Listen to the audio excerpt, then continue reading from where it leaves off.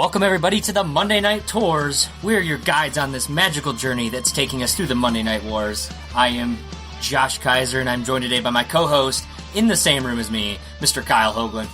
How's it going? It's, what's this now, the second time or third time we've done this now? Yeah, I think we maybe had, this might be our third recording, where we've been in the same room, we watched the episodes together. It's always fun once in a while to get together, actually watch the programs and discuss, and now actually record together and discuss them. Yeah, and it's also, also a big shout out to the new Mrs. Kaiser for deciding to go somewhere on a Sunday so that I'm allowed to come over here and record and not be a bother. Yes, shout out to the wife. She's traveling for work, and I thought no better time to capitalize on the situation than to watch some old school wrestling and discuss them here with you guys. And of course, we're breaking down every week of the Monday Night Wars, and this week it's the February 19th edition of 1996, the WCW Monday Nitro and WWF Raw, Kyle. And let's just get right into it, because we are live as live can be on the eastern shores of Maryland. We're in Salisbury, Maryland, and no bigger venue for the world title match that will be taking place later tonight with Ric Flair and Macho Man Randy Savage. It's kind of felt like Raw, where it's like we're here in bumfuck somewhere West Virginia. Like, I feel like Nitro, or at least that company, WCW, tries to get themselves in either a decent venue or at least a decent city. Right. And, I mean... Not to offend the people of Salisbury, Maryland, or anything. We thank you for being here. Plenty of listeners from Salisbury, but... Not exactly. There's not really a major sports team that I know of. I did look up some information about Salisbury, Maryland. I hear you guys have a really fun pumpkin patch. Is the Salisbury steak, did it origin in Salisbury, Maryland, or is no? I feel like that's the reason why they got the graphic, maybe. Because usually if it's not important to call out, they usually don't make a graphic for your city for WCW Nitro. So maybe you're correct. Maybe the Salisbury steak that we all enjoyed in high school lunches is thanks to the city of Salisbury, Maryland. So even though we have no evidence to prove that, thank you very much. No, we do not. I actually looked up Salisbury, Maryland to see what was around, and the first thing Google told me was there's a La Quinta Inn. So got that going for us. But Kyle...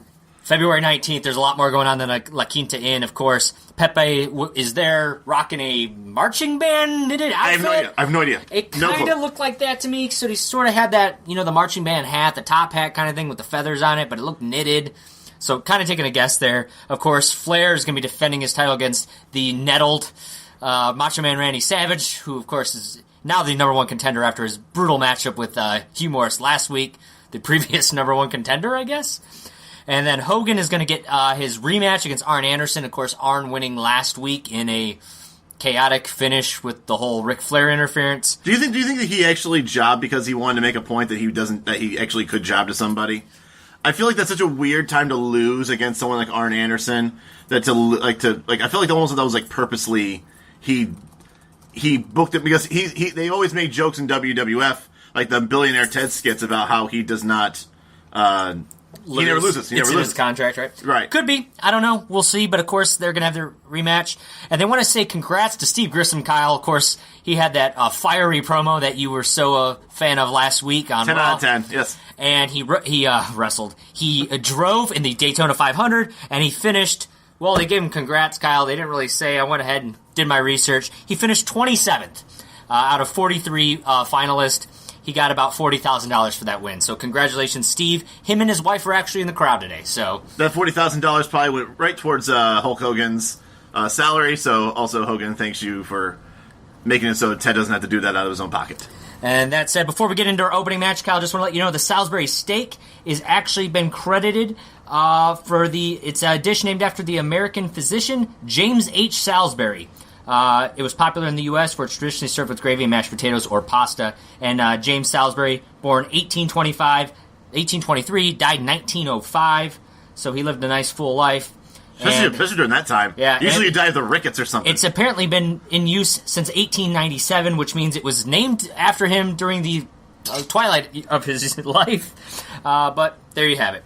But he was not from Maryland. No, James. Well, I don't know for certain. Let's see. What's the city? Maybe from Scott, New York. So no, not from that. So not related whatsoever. But that's the kind of hard hitting journalism we do here on the Monday Night Tours.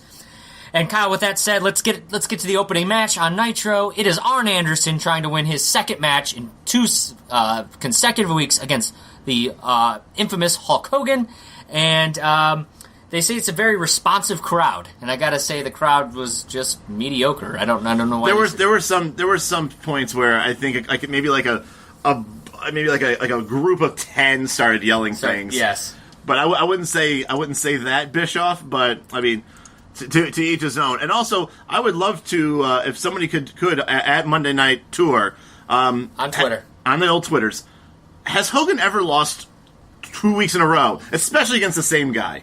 Oh, I think they did. So for what it is worth, is Kyle's going to get ahead of us here. Arn Anderson is going to win this week. Oh, sorry. Yeah, he does. But that said, before maybe I was foreshadowing. All right. Okay. God damn it.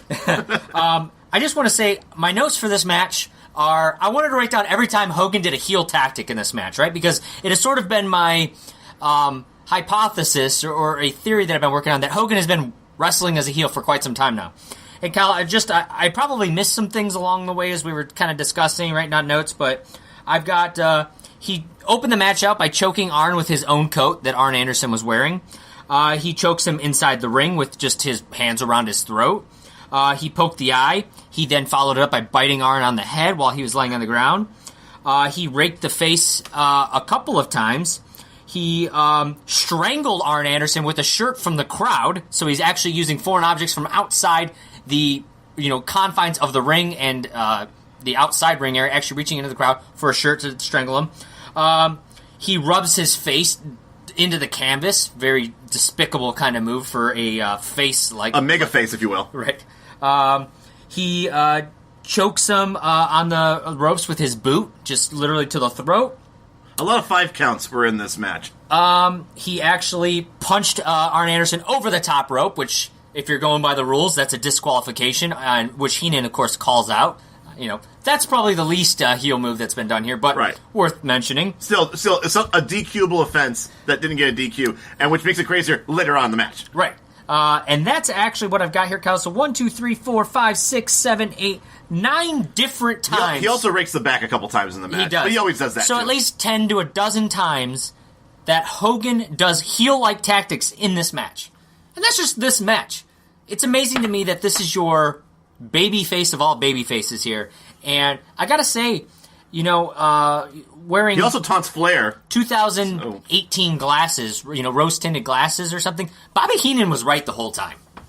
Rest in peace, Bobby Heenan. And he's always right. He's the brain. Right. He knows everything. But he knew what was going on here. You always thought it was a vendetta he had against Hogan. And maybe part of that was there. The dude is right. Hogan's wrestling like a heel.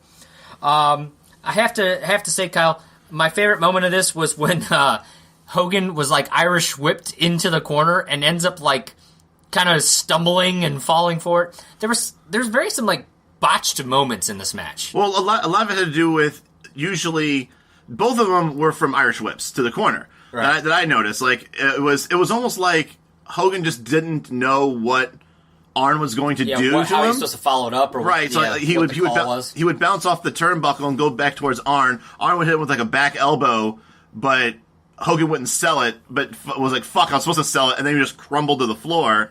And then the other one, he was trying to throw him to the ropes, and Hogan tried to throw Arn into the ropes. Arn reverses it to throw him to the ropes, and Hogan just almost tripped over his own feet. Tripped over his own feet, right? Exactly.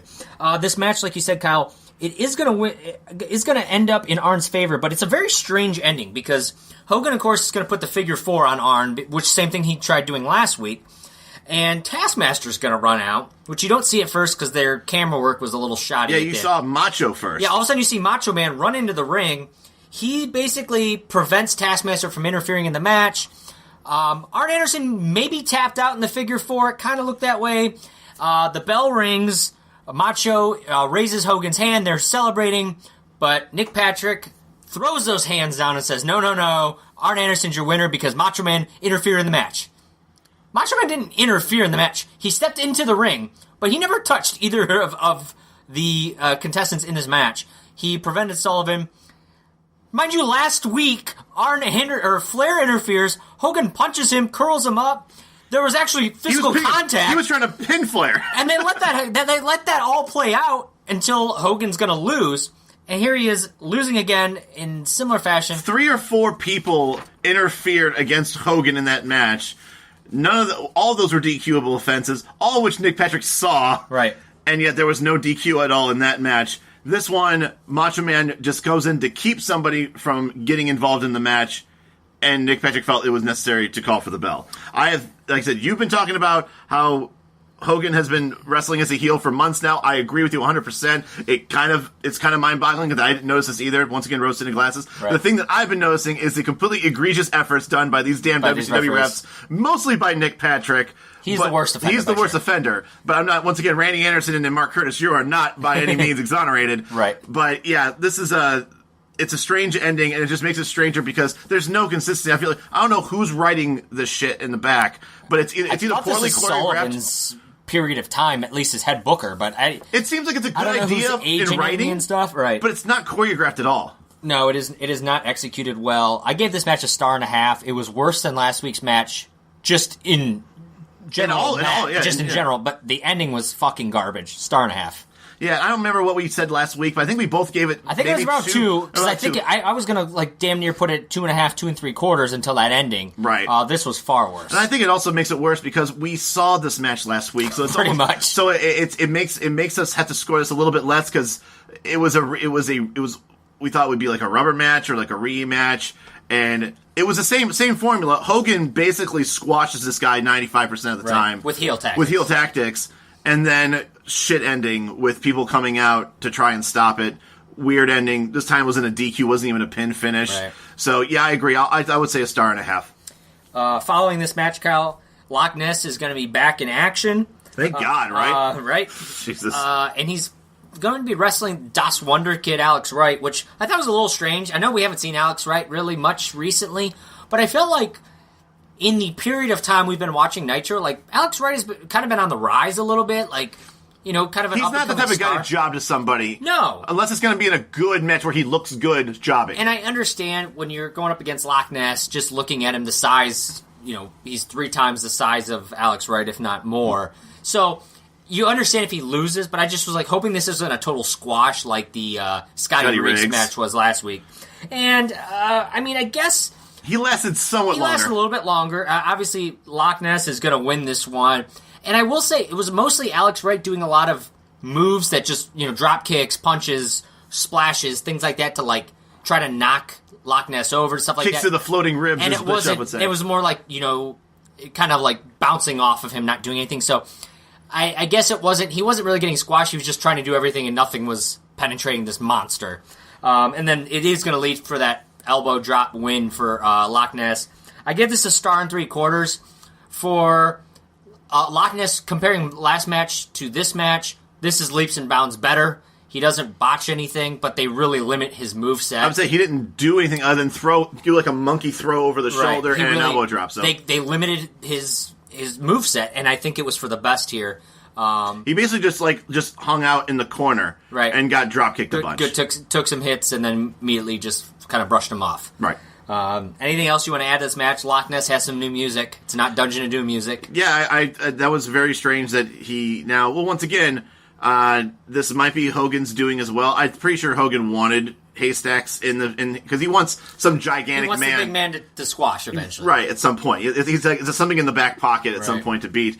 But yeah, I just found it strange that he is in the dungeon. He comes out in the dim lights that the dungeon members come out in. By the way, did Jimmy Hart have a they had black lights or something they were playing, and I swear Jimmy Hart had a tie that said WCW, but in weird neon writing or something like that. It could be. I mean, that's something flamboyant like that. Right. I mean, that's Jimmy Hart for you. Yep. Anything else you want to add to that match or no? No, I think 1.75 is a good score for that. Okay. After this, we get our Saturday night promo, Kyle. And it's a little different this week. We get Chris Benoit is going to be wrestling Johnny B. Bad. And I think it said for the TV title as well. They mentioned the title. I don't know whether the title's on the line or not, but I think they did say that. Okay. So that's your TV champion. Your United States champion Conan is going to be wrestling Scott Armstrong. So of the Armstrong clan, of the Armstrong brothers. Which he was a random guy that we had not seen recently. I didn't even know Scott Armstrong actually ever wrestled. I know he's a ref. I know much more than a ref. Current referee, yeah. Yeah. Of course, we get the Road Warriors are going to be in action. They don't say against who. And then Lex and Sting, I think, are defending their tag titles versus Public Enemy. So that's going to be a shit match. Just awful all around. Yep. So your 3 other titles outside the world title are either showcased or on the line. Or on the line, right. So Saturday night getting a little bit of...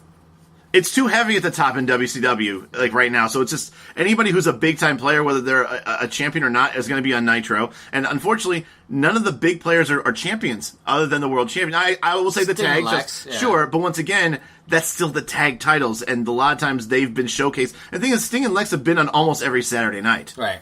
So that almost seems like they're on Saturday night more often than they are on Nitro. Well, it's a shame because I think they have the most interesting story going on right now. And we haven't heard about it in the last 2.5 weeks. Yeah, it's been a little bit, right. I mean, we haven't heard anything since Super Brawl, right?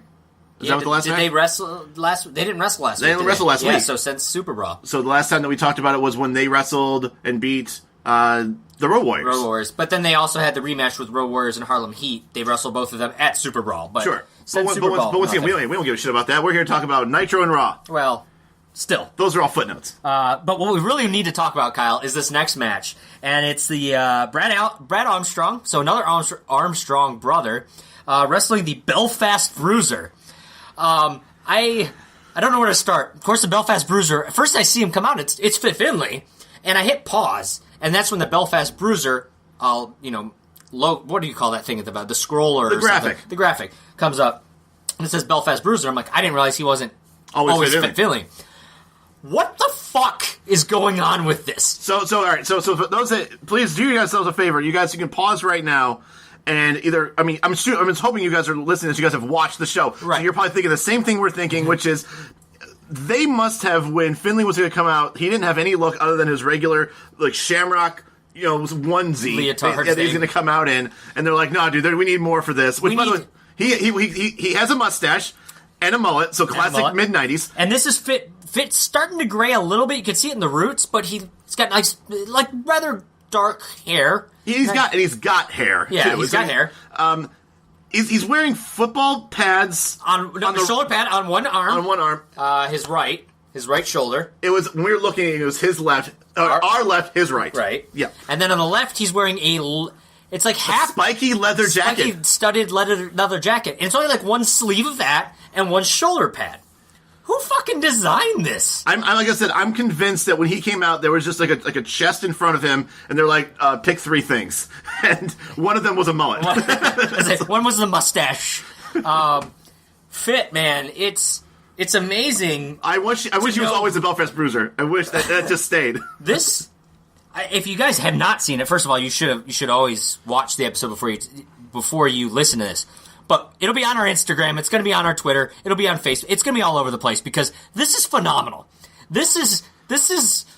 I don't know. I'm speechless when I saw this. Fit Finley in real life, and also just as a wrestling profession, is a kind of a badass guy. He's definitely a badass. So the fact that he came out just looking like that too, just put over the top for me. I want to listen. I don't know if it's I know he still works with the WWE, so maybe he doesn't do podcasts or anything like that. But I need somebody to ask him or have talked to him at some point, and it's something I want to look up. Like, what were your thoughts? Was this your idea to come in with this? Is that how you wrestled when you were in England? Or did they just give you that look now? Yeah, like the fact that you wore half of 3 outfits, it seemed like. Yeah. As for the match itself, Kyle, not a whole lot I want to talk about. They do mention that Brad Armstrong is back because he's interested in this upcoming Cruiserweight Championship tournament. You might remember this is something we discussed back in November, October? 10 weeks ago? It's been a while since they brought it up really early when every week was like opening up with a Cruiserweight match, which is kind of what we're used to. Mm-hmm. That's gone away for... Where has Eddie Guerrero been? Guerrero's been gone for a while. I mean, Benoit's occasionally you see... You don't see like any of the luchadors that have shown up. And then all of a sudden the Cruiserweight Championship's back. So Brad Armstrong apparently in this tournament... This match was okay. I mean, it was fine. It's forgettable, but it's Belfast all right. Bruiser's going to win with the... I hate Tilt-A-Whirl calling Slam. him the Belfast Bruiser. I know. He wins with the Tilt-A-Whirl Slam. I gave it 2 stars because I thought it was a solid match for what it was. I think the best this match could have been was a 2 1/4. There were a couple sloppy exchanges, some bad camera work, and the commentators really weren't even talking about this match whatsoever. They said their bit about, that this is an international match. And because it was USA. It wasn't even international. It was a guy who just walked around in USA outfit versus the Legion of Jericho, whatever the hell that Finley was wearing. I felt there were some sloppy parts to it. I think the crowd didn't give a shit. I think the commentators didn't give a shit. And because of that, I can't give this any more than a 1 3/4. Fair enough. And with that said, Kyle, we'll move to our main event. Ric Flair coming out with Liz and Woman defending his world title. Who's Liz? Miss Elizabeth? Did you call her Liz? Do you have her on speed dial? Well, first of all, she's dead. Don't have a dead person on speed dial. But of all the names, either Elizabeth or Miss Elizabeth, you're like, Liz. Liz. You never heard her called Liz? I swear they called her Liz before. I mean, you have, apparently. Yes, I have. Like as if once again, it's like your girl Liz, but no, this is Miss Elizabeth for everybody else. Have some respect for the dead. For me, it's Liz. Of course, versus Macho Man Randy Savage, who I believe Mongo so eloquently put it that he's a Patriot missile, which is a computer-guided missile sent to destroy. So thank you, Mongo. I felt like we haven't talked about Mongo at all, which feels like almost like Christmas, but we had to mention something about Mongo. Of course, you got to mention. We are contractually obligated. And did I not put any more notes on the match? I may not have put a lot of notes on the match. This guy, the world title match. This guy's got nothing. Nope, I don't. So I literally have. Oh no, that's not true at all. This is the beginning of the match. So. The world title's around Flair's waist, Kyle, and we were really zeroed in on it. We wanted to know what it said, if it still had the Hogan nameplate or not. So we're waiting for a moment. Finally, they zoom up right on the... Yeah, it was almost like we were like, oh god, we're never going to get a chance. Instead, we got the best chance the best shot. They just zoom in on it, and we're thinking to ourselves, oh, cool, it doesn't say Hogan anymore. It doesn't say Flair either. It says Macho Man. No one's ever going to get this right. Which, Bischoff, I don't know if Bischoff's like, oh, fuck, like it says Macho Man. So he plays it off and says, Flair purposely leaves the Macho Man nameplate on there just to kind of play mind games with him because he owns everything else, including his girl Liz. Miss Elizabeth. They did say something that he is now living in the house that Macho Man paid for, too, as well. So, yeah. So basically he's saying Flair owns everything. He leaves the Macho Man nameplate on there to play mind games with him. Which, by the way, if that really was the storyline... Kudos. If that wasn't the storyline, kudos as well. Yeah, right. Well done, Bischoff. This match was actually, I thought, was pretty decent for what was going on with it. At one point, I have to laugh when Woman takes both her fists and rubs the eyes. Like, when you're tired and you're like a sleepy baby or something, you rub your eyes. Yeah. Woman does that to Macho Man to rake the eyes, which I thought was interesting. But Kyle. I think we would be remiss if we didn't bring up what your boy Nick Patrick did during this match. And please tell us what my boy Nick Patrick did in this match. So, Macho Man has put the figure 4 on Ric Flair. Which, by the way, it seems to be everyone's favorite thing to do. It does seem to happen all the time now. So he's got the figure 4 on Ric Flair. Ric Flair needs to do a couple of things. He needs to break the hold. He needs to grab the ropes. He's going to need to reverse it, something like that. So What does Ric Flair do? He reaches over, always the ring general knows where he's at. He grabs the ropes. You should break the hold right then, right? Yep. What does Nick Patrick do? He turns face. He kicks Ric Flair's hand to make him let go of the rope. That's exactly what you're supposed to do is go for the ropes, and Nick Patrick's like, no, try harder. Kicks him. That was amazing to me. Eventually, this match is going to kind of end in some chaos, Kyle. Who would have thought? Right? Miss Elizabeth grabs the heel and goes to throw it into the ring to give it to Ric Flair. This is why Woman is... This is Woman. Woman threw it. Woman threw the shoe. Woman threw the shoe because Miss Elizabeth was distracting the referee. Yes, you're right. Because it's always been her shoe. It's the size 7 of Doom, and that's Woman's shoe. I thought it was Miss Elizabeth's shoe before that. No, now it's... No, this one is... last couple have been... Yeah, right. The last 2 weeks have been Woman's shoe. The only time where it was Miss Elizabeth's was at the pay-per-view and the week before. So now it's almost like 2 and 2. So this is going to be the 4th shoe now? This is the 4th time we've used the shoe, and it's the 2nd week in a row that's been Woman's shoe. Okay, my apologies. So Savage intercepts the shoe, hits Flair with it. He goes for the pin. Flair kicks out. Yeah, that's the thing. Like the first man to kick out of a shoe attack. Flair apparently kicks out, but the bell rings, kind of. Like, it's not like one ring, it's like one little ding, yeah. It's like somebody got anxious and hit the bell because nobody told the bell ringer person. I think it's the timekeeper. Is it the timekeeper that handles the bell? I think he's in charge of that, yeah. No one told him to finish. He thinks that's the finish, so he hits the bell. Then Kevin Sullivan's running out. Hogan and him are wrestling on the outside. Arn Anderson comes in. Arn Anderson comes in. Yeah, he comes in. DDTs. Nacho Man. Randy Savage. Yeah, Savage. That's going to lead to a 3 count for Flair. There's no disqualification at all going on here, which seems totally backwards from everything else that has happened today. But also exactly what you'd expect from Nick Patrick's refereeing. Arn Anderson. Flair's your winner. Apparently, he is still world champion. I gave it 2 1/4 stars because I kind of liked the match. It was long. It was a good match. I just hate all the fucking chaos at the end all the time.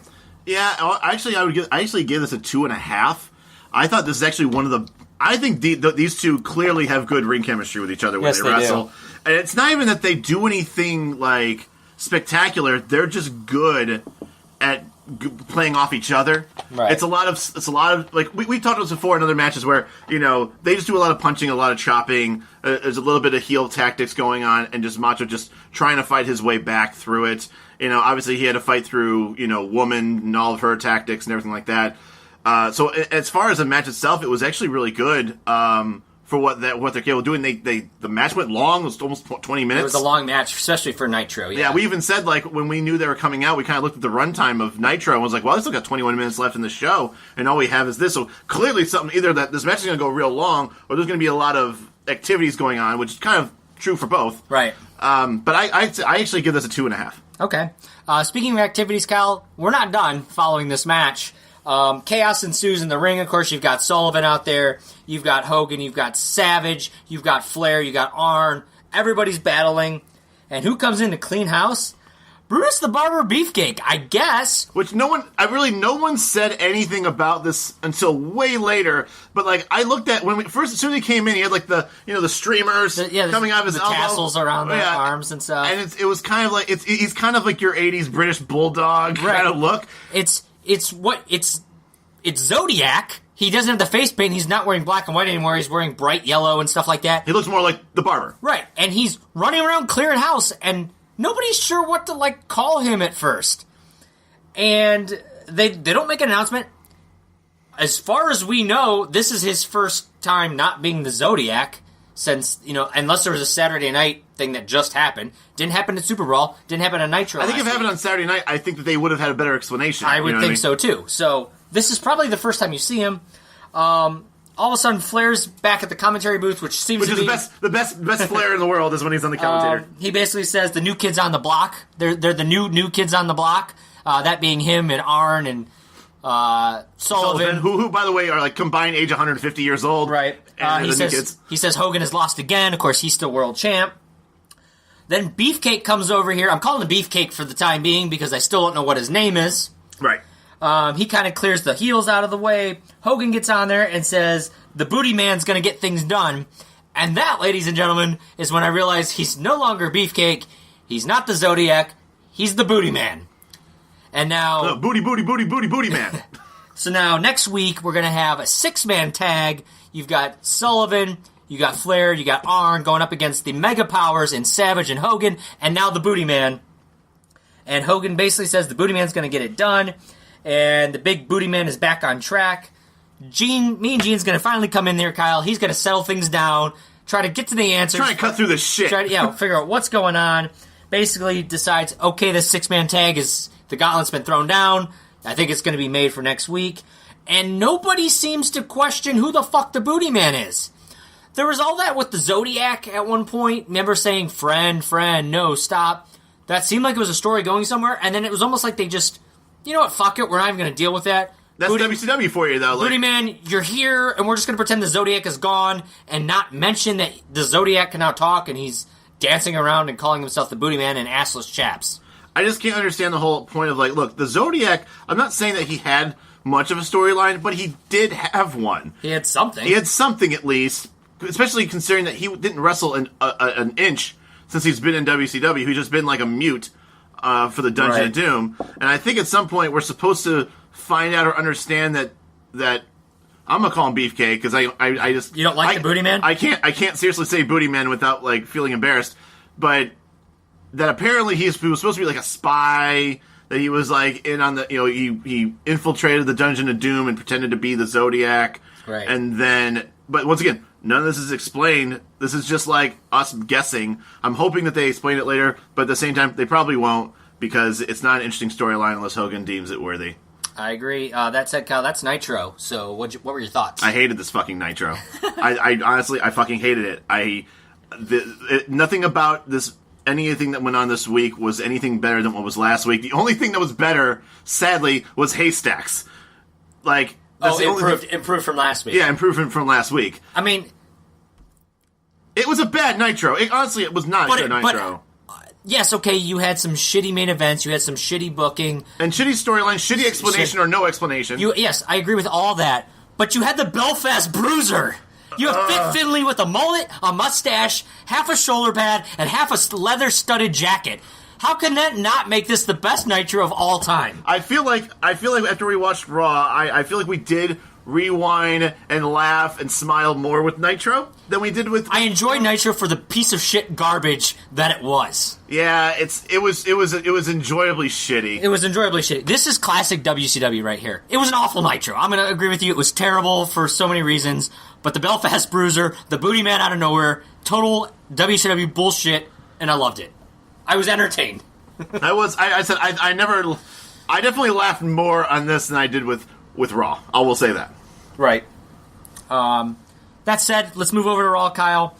We open up. Sunny's in a teeny tiny black bikini and basically says, viewer discretion is advised. She also quietly said, "You're welcome" to all of the 11 to 13-year-olds that were watching. So they're still using her body to sell sex and.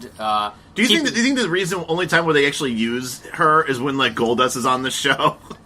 I don't know. Because they don't use her much, but then like when Goldust either is cutting a promo or if Marlena's coming out, and obviously she's wearing some revealing clothing, like where maybe it might not be too suitable. Obviously, we'll find out later on. There's kind of like a shoot with Razor, kind of talking about the same thing. Right. I feel like there is a reason why they use her on certain episodes and not because they don't use her on all of them. They have not done that every week. Ever since they started doing it. But the last 2 weeks they did not. So that's my only thing is that there's got to be a common denominator, and I actually feel like it's Goldust, and him and the combination of him and Marlena. We'll have to see going forward if there's a correlation there or not. That said, Kyle, it is the follow-up show to In Your House 6, which happened the night before. So of course we're going to get after this. Vince is sort of doing his promo, recapping of what happened. Diesel was swallowed into the darkness. As he was, which is an iconic moment. I think that's the first time that I remember them doing the cut the ring, coming in through the ring or out of the ring or something. Yeah. As Taker pulled him underneath the white and the smoke coming comes out of it. Yeah. So a lot to see there. Of course, Bret Hart's still your champion, Kyle. We all saw this coming. Obviously, we know that the Michaels Hart match is happening. Yeah, the Iron Man match. We also knew Diesel and Taker are wrestling at this WrestleMania. But this is sort of the build-up. And you saw it coming a mile away with the Diesel and Taker interfering with each other's matches the last few weeks. It was not of shock to anybody. The only time that I would have seen that Diesel was going to win was because Taker was going to try and interfere and stop, and it backfired or something like that. Right.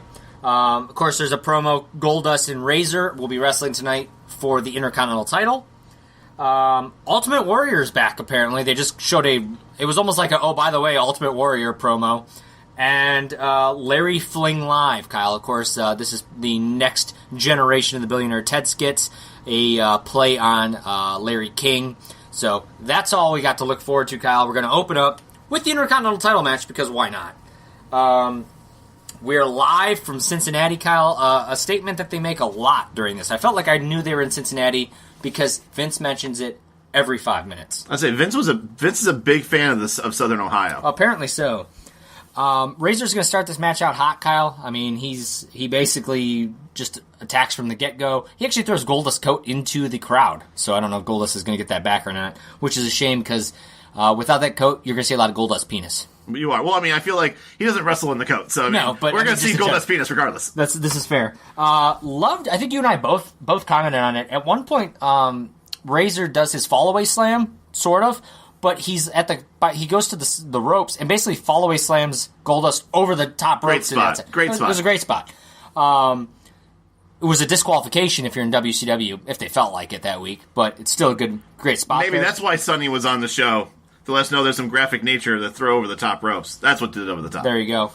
This match is going to end in a countout, which I think surprised me a little bit. Goldust he did that patented heel move where you run away, and usually at that point the face stops you and the crowd goes nuts. You bring him back into the ring. No, they just 10 counted and ended the match, which for me kind of disappointing. Yeah, I gave this match a star and 3/4. I thought it was actually a pretty good match. Until that ending. I just wasn't crazy about that ending. I thought the match was it's kind of slow paced. There's a couple good spots. Like I said, we admitted there were some good ones. Mostly just punches. There was a point where I think Razor was just like holding his hand and doing that like wrist lock, picking him up in the air. That was a little down. Weird looking too. Yeah, it didn't look like smooth at all. No, it was not crisp at all. You're right. So there were some spots that just felt like they knew what they wanted to do, but I don't think that they executed it well. There was no excellence of execution much in this match. There was not. But I was both disappointed but not shocked that this is how it ended, because I did not see Goldust pinning Razor. No, we actually discussed that during the match while we were talking about it. Like, I think you and I both were under the assumption Goldust is retaining his title somehow. And I think we thought interference, maybe something like that. Like I said, I was anticipating like Marlena blowing smoke in Razor's face with his cigar. He schoolboys him for a quick 3 count and something like that. But the fact that he just kind of walked out, it kind of bummed me out. I actually gave it a 1.5. Okay, and I wouldn't argue that. After the match, Kyle, Razor's going to get on the microphone and he's going to say some scandalous things. He says, Razor Ramon doesn't want the belt. I want your ass.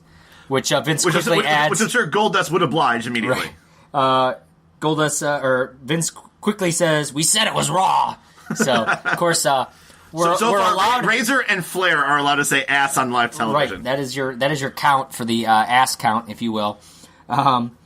Razor basically says, he loves little kids. So that was put out of context by us many times. Starting to go a little south, and he says, bring it back, Razor.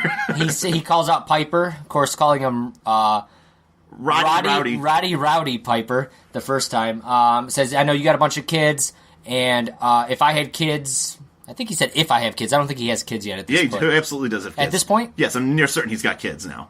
I know now. No. At this point, even then, I'm pretty sure Cody was already born at this point. Okay, but he made it sound weird. But okay, either way, he said if I have kids, I wouldn't want them seeing that person on TV. So, I think a little truth behind that actually from Scott's point of view.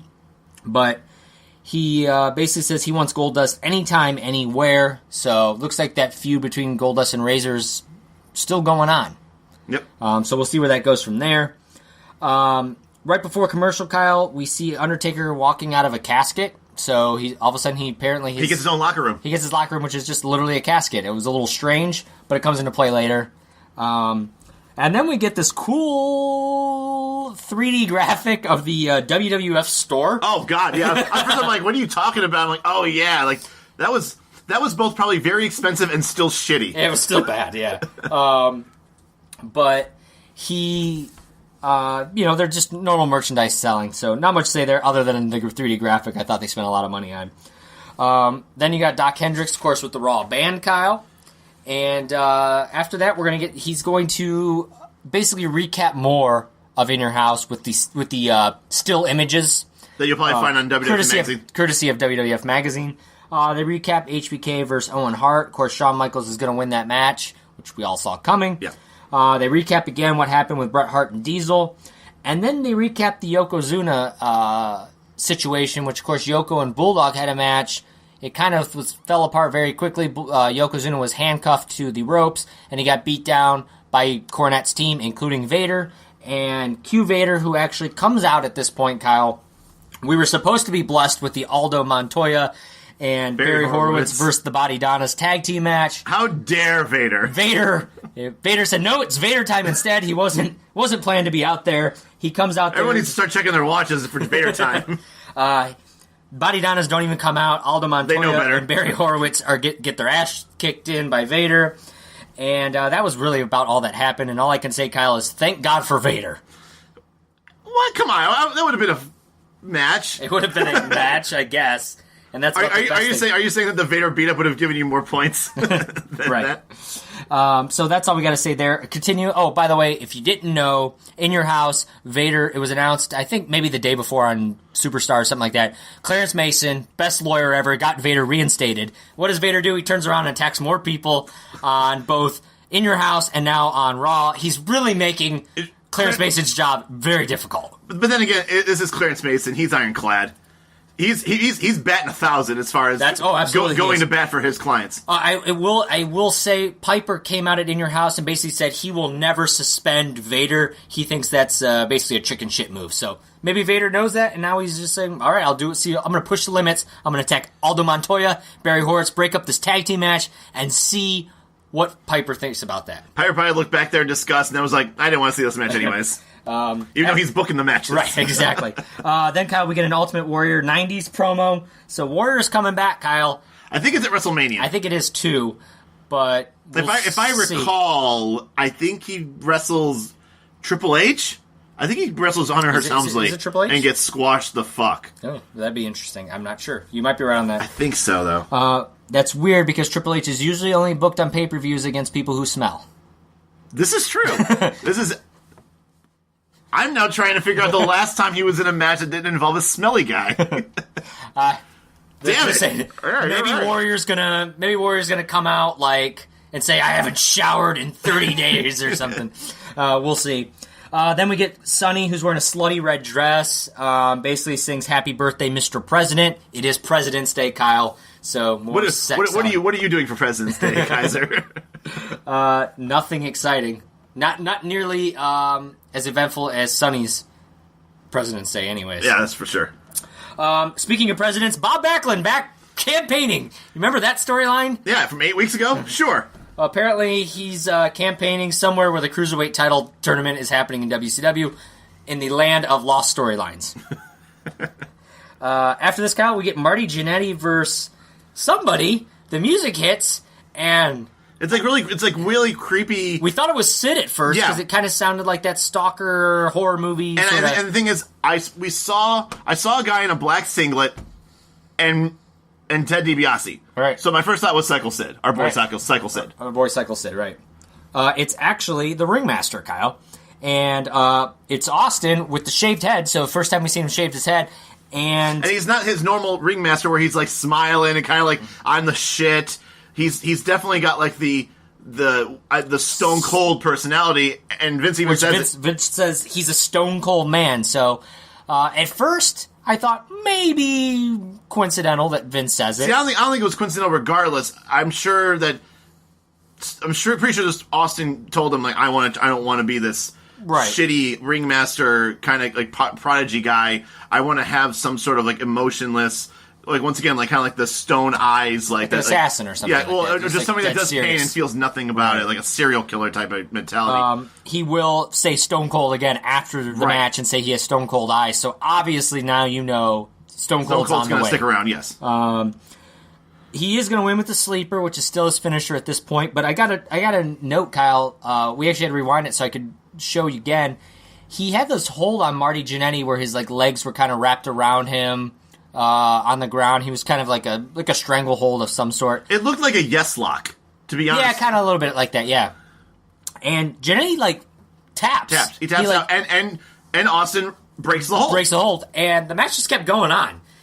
It was kind of strange to me. That said, I thought overall the match was all right. I gave it 2 stars. I gave it 2 stars as well. I almost gave it a star and 3/4. Because I still think that I don't know what it was. It just didn't feel like. So far, I have not seen a match with Austin where it completely gelled yet between who he was wrestling, and that might not be Austin's fault.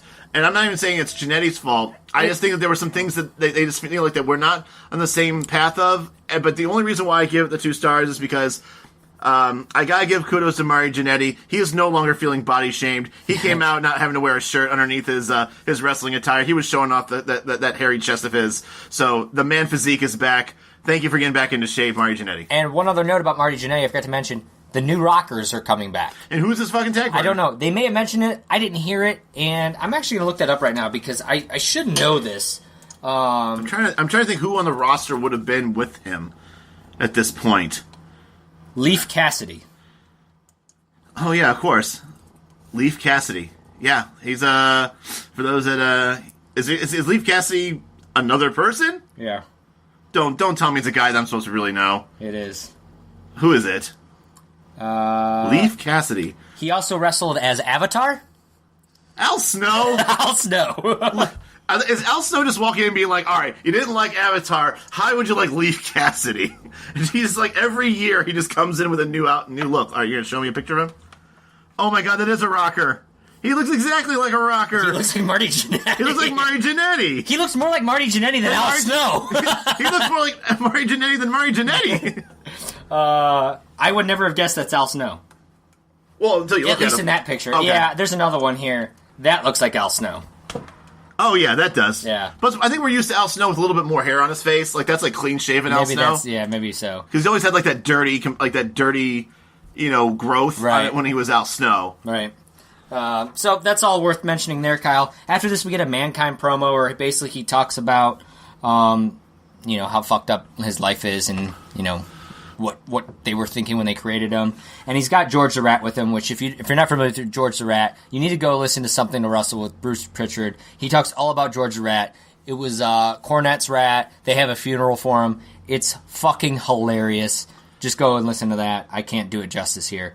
Overall, I gotta say, Kyle, if I knew nothing and I was watching Mankind's promos for brand new with new eyes, I'm hyped. Like, I think this is some fantastic promo work here. I think this is the best promo stuff that I've seen yet from a wrestler coming in. Well, especially considering that a lot of we were actually talking about Goldust, we were hyped for Goldust as well. I think this is better than the Goldust promos. Yeah, for a different reason. I think Goldust was just always just I'm more interested in the story, not really the story, the character of Goldust, whereas Mankind, I'm more interested in what the fuck he's going to do in the ring. Right. Because he just seems like an unhinged psychopath that also just has a nice demeanor. He's just he seems like a swell guy that will murder you, and then while murdering you, he's a troubled individual. Asking you, how's your mother today? Is she doing well? Did she get that cake I baked her? That's something I've always been fascinated about the Mankind character, is that he's never been mean or evil. He's just always been demented. Disturbed and stuff, yeah. So we got that, Kyle. After this, we get a promo for the 96 Slammy Awards, which I can't wait to see who wins that.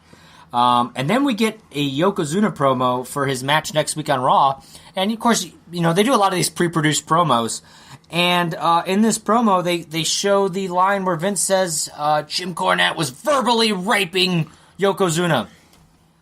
I'm shocked. I'm shocked that... As much as we berated him 2 weeks ago when he said it, how the hell do you then take that phrase again and say, "Oh, let's put it on this promo"? Push the promo. It's almost the only line spoken in the promo from other than the narrated part of the promo.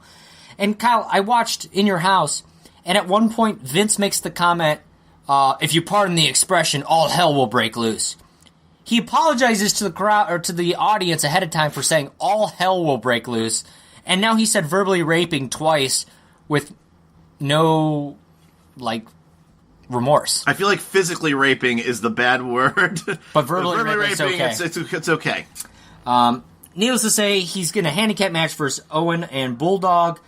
I'm kind of interested to see where this one goes. I have a feeling it's going to be a Vader interruption because Vader and Yoko are going to have a match at WrestleMania. Right. I got to imagine it gets thrown out, but we'll see.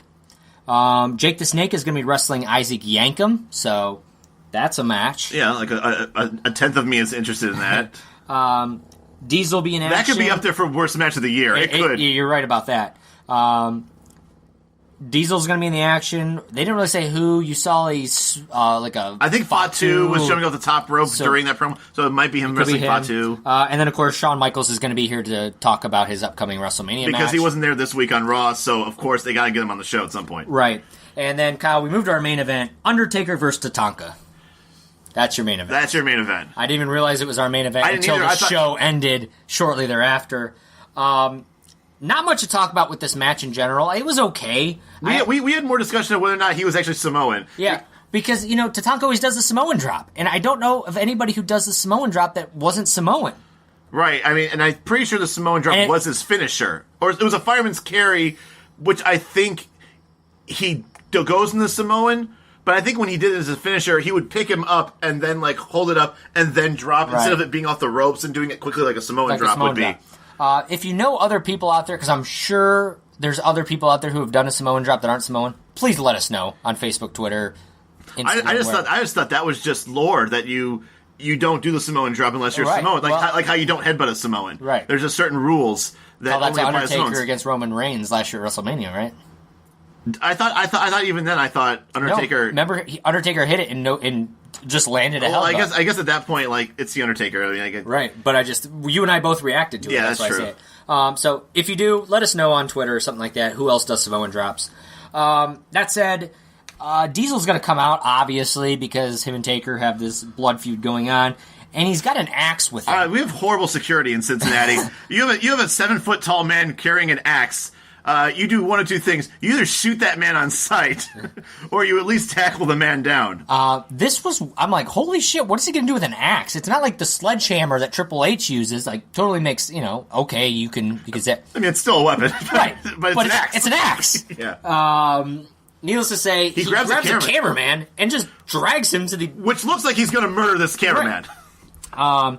They come back from commercial, I think, and they're at split screen, and Diesel's in the back now while the match is going on, and he's got the axe. He's going to Undertaker's personal locker room, Kyle, that casket, and he's basically dismantling it with the axe. So now the axe makes sense. Yeah. It also makes sense that they show that Undertaker lives in a casket all of a sudden, because now Diesel, as King said, is destroying his home. And like he's homeless. Right. Taker is going to win this match with a tombstone. I hardly noticed anything with this match. Yeah, once Diesel stared busting up the thing, I had no interest in the match anymore. I gave it 2 stars because I thought it was okay. From what I remember seeing, it could have been shit. It could have probably been better, but it was fine. I left it at 2 stars. I think the whole package between the axe to the casket and the match together, I was at least interested in one or the other. Right. So for that, I give it 2 stars as well. After the match, of course, Undertaker's going to see... I think they showed a replay, maybe, or it was still what was going on. I think they just played in that tiny little screen that's at the end, at the beginning of the So he sees it, of course, that's pissing Taker off. He's going to the back to see what's going on. And we notice, as he's doing this, mind you, this is 20 seconds after the match is over, something like that. Tatanka's sprinting to the back in front of Undertaker to go to the locker room. Live television, everybody. That makes the tombstone look weak. Well, because I think for most people who've watched, I've been to a couple pay-per-views in my life, and you've been to all the ones I've been to. And when Undertaker hits the tombstone, I feel like the person who gets to wrestle the Undertaker gets like a really nice day off, because you wrestle for about 10 minutes, and then you get to take a nap in the middle of the ring for about 10 minutes. Yeah, because you get basically murdered. Like the tombstone, as far as like for the history, the mystique of professional wrestling, especially done by the Undertaker. It's one of the most protected moves. Yeah, it is. Undertaker's tombstone. Right. If you get tombstoned, like, you're dead for like at least a good 5 minutes. And and for the sake for this, it was Tatanka, instead of just rolling to the ground, maybe, and just being on the outside and just laying there for a little bit. He easily could have just laid in the ring while Taker went to the back, and then as soon as they cut to Taker being in the back, he could get up and leave. Nobody cares at that point. But he sprints ahead of him. Right. It's like as if he didn't get touched. And yeah, I feel like, that I don't know. That seems really... It didn't sit good with me. No, for like a pure wrestling fan, that's just... That hurts your immersion a bit, right, to know that like this move that has been like known for years, like it almost feels like you get paralysis from it for a while. And it would have been one thing if he won with a schoolboy or something like that. Oh yeah, fine. You got the best of me. I'm going to get up and sprint to the back. Fine. No, you got Tombstone. He got Tombstone. I don't know. Of course, Taker's going to go to the back then. While he's going to the back, they cut back to the announcing team. It's a close-up on Vince and King. And the only reason I'm even bringing this up, because they're discussing basically what happened, is the fan in the back, this white boy who's flashing the west side hand signals. There's no whiter person than this kid that was right behind. By the way, first of all, I'm also making fun of him because I'm jealous that he got such good seats. Those are fantastic seats if you have to be right behind Vince and King. But yeah, he was basically just dropping a bunch of hand signals. I was waiting for him to flip the bird. Right. He never did. He gives the I love you sign, but he does the west side. After this, Kyle, we're going to get our Larry Fling Live segment. And this, of course, is the play on Larry King. He's got Billionaire Ted there. He's interviewing him. He basically says something about how he was watching in your house and loved it, which Billionaire Ted says thank you. It's almost like they're saying he's clueless on what was happening. He's clueless on what's actually going on in his own product. Right. Randy Savage calls in Randy from Pensacola, I think it said, so, something like that. He calls in about his thinning hair, so they make a joke about Rogaine. And then Terry from Tampa, of course, this is the huckster, calls in and says he needs Monday off because he was hit in the head by a size 7 high heel. Which I thought was hilarious. I love that. Absolutely loved it. This, I gotta be honest, this was probably my favorite Billionaire Ted skit that they've done yet. Yeah, because I think at this point, yes, there's some shade thrown, obviously, but I think this was well written and actually had some good ribs. Right, it did. Then they have Jane from Hanoi, which, of course, this is Ted's wife. Yes. And she says, your suit's from Sears already, so they're making a joke that he buys suits from Sears, which I buy suits from Sears. Well, so. Then again, we're also not Billionaire Ted. But then they kept on changing his graphic after every question about who he is. And the last one they had on there was like... Owns a Sears charge card. I wrote that one out, which is another great one. Like there was the owns a Sears charge card and the size 7 high heel. Those two things cracked me up. I'm only gonna... I feel like I shouldn't thank Vince Russo, but I feel like he had something to do with this. In the end, Kyle, it's going to be basically Larry King, Larry Fling, if you will, starts going on this whole tirade. I don't want to get sued on this show, all right? He goes on this whole tirade, like, why haven't you answered to the media about all these questions? This is where they're getting more real with it, and it gets a little less on the joke side and kind of gets in the, you did this to your investors. There's somebody who's a Wall Street... there's someone in your community that's like a Wall Street trading fraudster, or how like Hogan's salary is not even on like Ted Turner's payroll. Yeah, it's actually being paid using other profitable things that are part of the company. So they get into a lot of serious stuff about that. And then they're going to end it by saying that the Huckster and Randy Savage are going to be on next week, so it looks like we're going to get another Larry Fling episode, Kyle. And then we cut back, and Paul Bear's sitting there with Taker looking at the destroyed casket, and Bear's basically saying Diesel's going to pay for what he did to the locker room of Undertaker. And the show ends. So that's when we realized, at the moment I realized Undertaker and Tatanka was your main event. What'd you think about Raw, Kyle? I still don't think that they have the live, I guess, rundown of doing things live yet. I mean, you can definitely tell that because Nitro does it live every week. Plus, also they're owned by a TV conglomerate. They do a better job. They know they have the right people to do it for production purposes. But I thought all the matches were fine. I mean, maybe there were some things that didn't connect well with me.